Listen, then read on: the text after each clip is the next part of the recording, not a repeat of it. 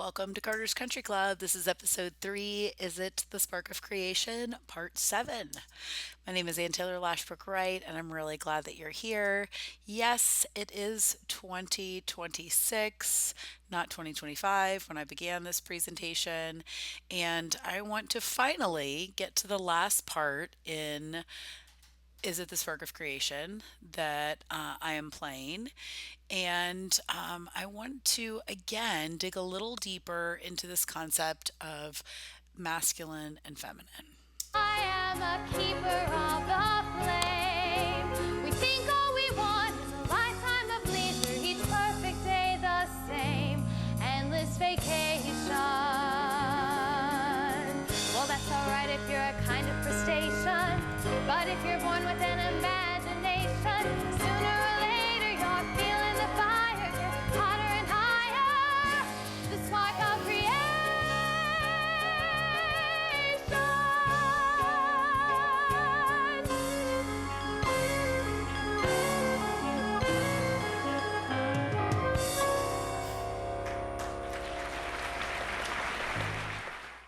Okay, so now you've heard the song in its entirety, and I really wanted to get to that part. Well, it's okay if you're a kind of crustacean, but if you're born with an imagination, sooner or later you're feeling the fire get hotter and higher, the spark of creation.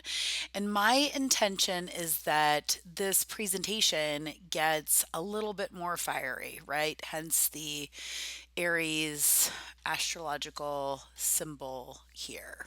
Okay, so I ended on this slide where I talked about two of my favorite documentaries, Dogtown and the Z Boys and 180 Degrees South. And I did get to chat with Jake and Hondo today. And Jake did say that he skateboarded a little bit when he was younger. I don't know if I don't know if he would identify as a skateboarder because we talked a lot today about the whole I am a concept. But I love these documentaries. I love 180 Degrees South, and like I shared before, I definitely did identify as a dirtbag rock climber. But I also wanted to share this slide because something in Jake's sharing today made me think about the Eightfold Path. And I shared this today, and I've shared this before. The reason why I put this in this specific presentation was to start to talk about this balance of masculine and feminine, and the fact that I don't know where Carter and I would be without Justin. So he led us in the right direction, and I believe that is to save the divine masculine. And these next images, hoping they're going to come through before the music. Fantastic. Okay. So, like I said, Carter spent his early days with us out rock climbing. And I was really still under a very large amount of mind control. I was still really making all kinds of immoral, crazy choices. And so on the outside, it probably looked cool to people that my baby was out, learning to climb. And my dad definitely flipped out at this image of Carter in his little onesie hanging from, what my dad's was like, it's from a cliff. But you probably can't see in the background there is Justin's hand is right there. He's really not up very high. And then the farthest image on the right is Carter when I think he's about 5 years old, and our buddy Ryan, we were out climbing together. But, there is definitely a distorted sense of the masculine and feminine, and I really was a part of it, and in more ways than one. And so I want to dig into that a little bit more, and I'm going to play one of my favorite songs for you that hopefully it's going to make all this stuff make sense because there's going to be some random images here, but it's all together for us to really think about gender and femininity and masculine and all of these terms. Hopefully, we can think about it in a little bit of a different way. We'll see. I'm going to always keep asking everybody to keep calm and read the classics. Don't just watch movies. My mother was just a girl 17. Oh, my mother was just a girl 17. And my dad was passing through doing things a man will do. And my mother was just a girl 17.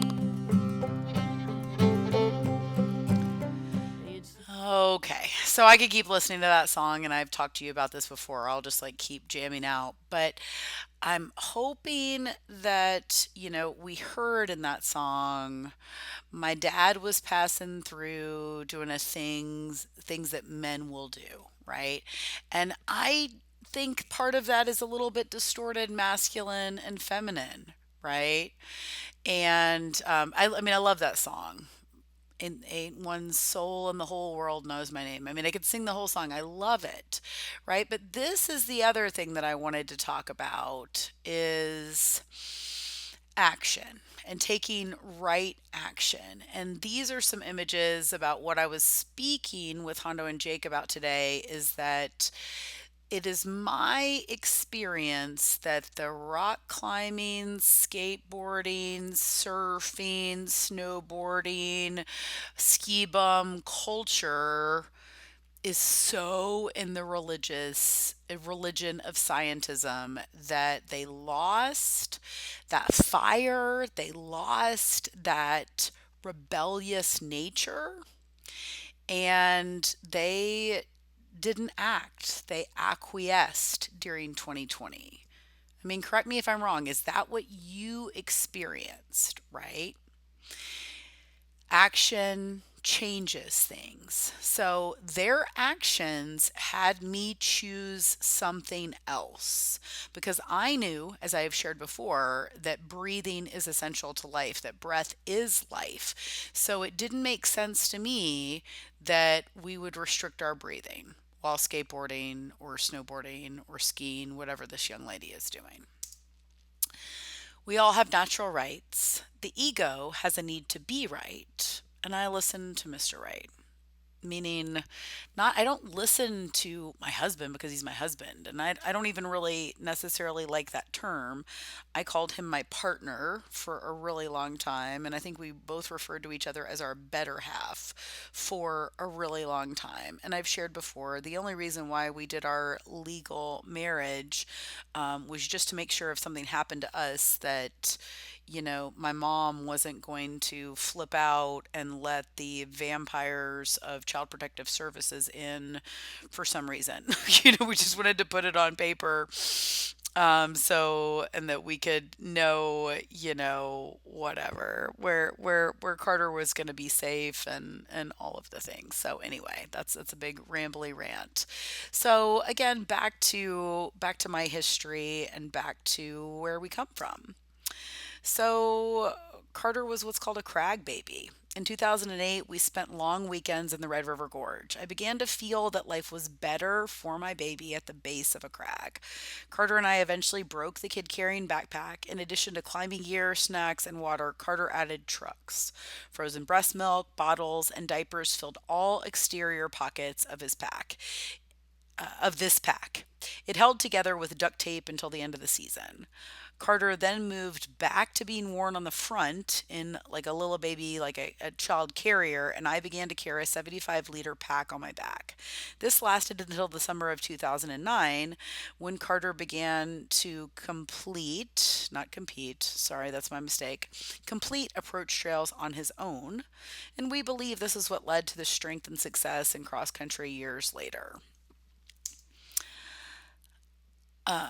Finally, in 2008, I chose to build a life for the three of us, right? So I let go of all of this crazy mind control that I was under. Okay. And I'm just going to go ahead and put it out there. Like I said, I think I want Justin to tell his story, and I want to make sure that Carter in his life gets to tell his story. But my story was very much that I identified as polyamorous, right? I identified as loving everyone and being in all of these relationships and keeping everybody with me. And when I talk about twin flames, I guess there's some major documentary out there and some major bit of propaganda. I was not in that cult, right? I was in this world of trying to balance the masculine and feminine within myself.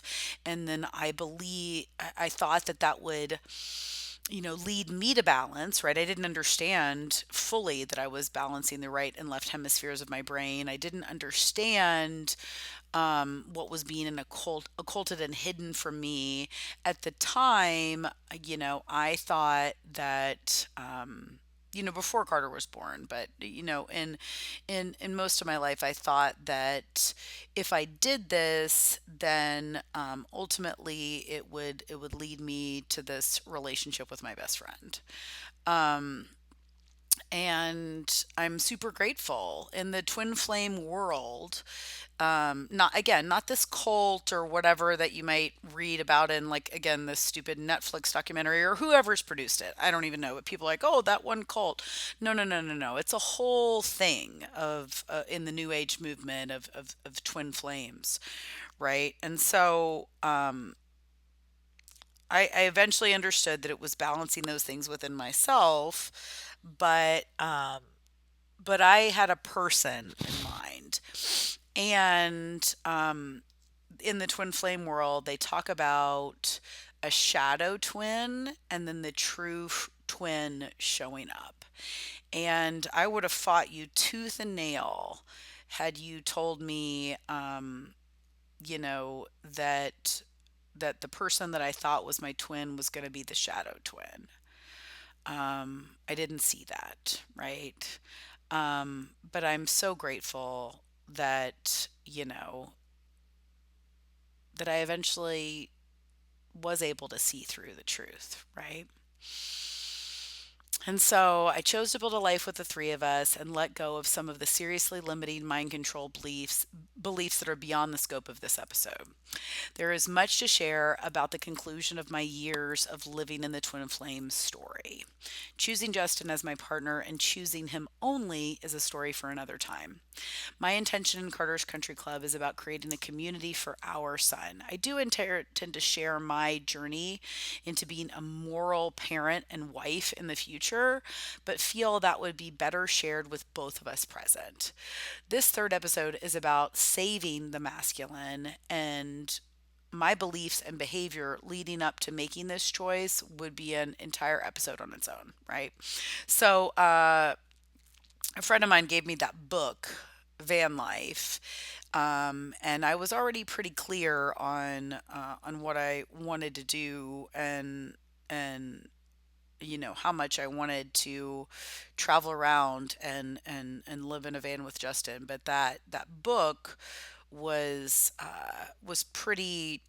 It came at a pretty good time where I was like, okay, I've got to really make this choice, right? I've got to stop, living in this world of make believe where I really was not a very moral person, right? Luckily, I'm just really grateful that Justin just hung in there with me while I figured all this out.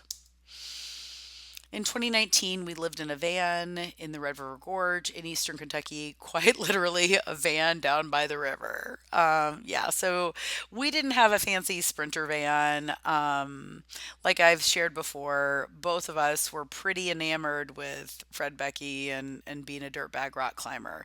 So we had a cargo van that Justin built out himself. And this image on the very far right is with our good friend Holly. I think that was like the first weekend when we were in the gorge. It was still pretty cold. And so thankfully, we were right even when it seemed wrong. So, yeah, this is when the van was still being built out. And so Justin was still working nights.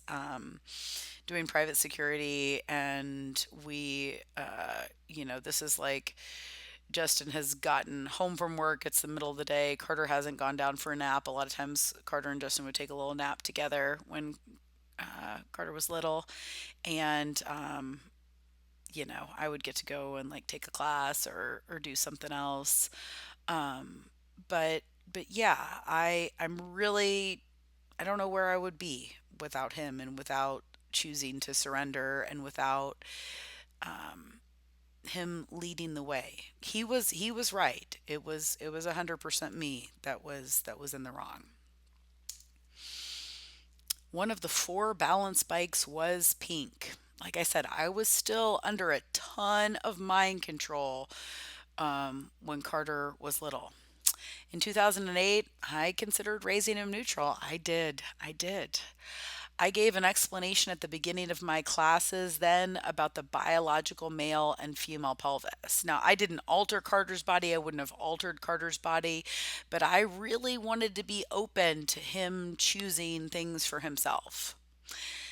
But then I listened, watched, and observed my son. He was so clearly like a dude and a boy. There was nothing that I was going to put on him. The principle of gender, like I said, I have this very broad concept of it because of my years in this masculine feminine balance, twin flame, culty world, right? But then my worldview expanded and the mind control I was under became clear. Now, here in 2026, I literally said this on Saturday. Today is Monday. I said this on Saturday. I looked around the room or like the pool, right? I looked around the pool and I demonstrated doggy paddling and I said, there are no dogs in this pool. I only see strong boys and girls. And that's what I say to this day, right? Like I said, I mean that is where I come from, where, you know, 10 years ago and even up until 2018, I was still doing this song and dance about the biological male and female pelvis because I wanted to be respectful of people. I wanted to be respectful of my friends that were non-binary and people like myself that had this very crazy sexuality and relationship, you know? But then I saw the psyop behind transhumanism, right? And again, if you're not willing to listen to me for a long period of time, then that's not going to make sense. But if you're willing to stay with me, I can explain that in more detail. And I can explain that to the best of my ability in a way that hopefully I've been clear up until this point, even myself, that, you know, your sexuality with consenting adults, like you're free. Go express yourself. I did. I surely would love you to. All of the things, but we cannot groom or indoctrinate children in this way. And so I want to leave it here for part seven because I want to get into specifically, I want to get more fiery, right? So I'm leaving it here on Aries and because I want to get a little bit fiery here as we continue to dig deeper into this massive amount of slides, right? We're at slide 64 and I have 205 because I am just crazy. So, as I've shared before, these are the children that I work with. If you would like to, please, please, please, please reach out to me. Send me an email. That's the best way to communicate with me is through my work email. I am not an employee of the Corps of Scottsville. I am an independent contractor. I give the gift of coaching swimming and gymnastics, and I take private donations. So if you would like to make a donation to Carter's Country Club, you'd like to see this broader vision that we have of classical education, you know, swimming, hockey, all of the things. I mean, we've got to get our world, we've got to get ourselves out of slavery first. But if you see this broader vision and you'd like to be a part of it, I'd love to have you. Or if you would like to contribute to the children that I work with, then you can Venmo me. You can send me something via Cash App, and you can tell me exactly where you want that to go, and I will be 100% integrous and put that where you're asking it to go. So thanks so much for listening, and I'll see you soon. I'll see you in episode This is episode 3, but I will see you in part 8.